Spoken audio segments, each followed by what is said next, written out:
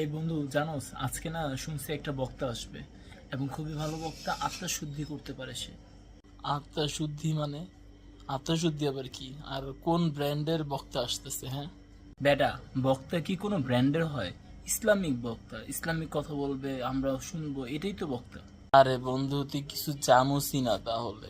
ব্র্যান্ডের বক্তা হয়, ব্র্যান্ড মানে বুঝোস তাবলিগ জামাত, আলে হাদিস, চরমোনাই, আরশি, আরো অনেক কিছু আছে, তুই জানোস না? এখন কোন ব্র্যান্ডের বক্তা আইতেছে এটা বল। বন্ধু এত কিছু জানি না, তুই যাবি কি না এটা বল। বন্ধু তুই মন খারাপ করিস না, বিষয়টা তুই বুঝোসই নাই।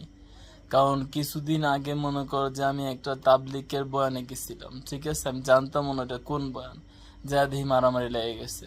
আমি এর বলতেছি তুই কোন দলের, তুই কোন দলের? আমি তো কিছু বলতে পারতেছি না, বলছে আল্লাহর দলের। কই এখানে কি করস তাইলে তুই? আচ্ছা ভালো কথা, তারপর কি হয়েছে তাহলে? আরে ভাই শোন, ভাগছি কেমনে মদনের থেকে একমাত্র আমিই জানি, এটা অন্য কেউ বলতে পারবো না। সত্যি কথা বলতে কি জানোস, আজকে এতগুলো দল তুই চিনছোস দেখেই তোর এই অবস্থা।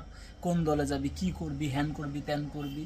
দেখ ভাই, সোজা কোরআন হাদিসের রাস্তার মধ্যে হাঁটবি, যেই কাজগুলো ভালো সেই কাজগুলো করবি, দ্যাটস ইট। আর কোনো প্রয়োজন নাই কে কোন দল করতেছে এটা নিয়ে কোনো বাড়াবাড়ি করার দরকার নেই, কোনো কিছু করার দরকার নেই। তুই কি করতেছিস এটাই বড় বিষয়।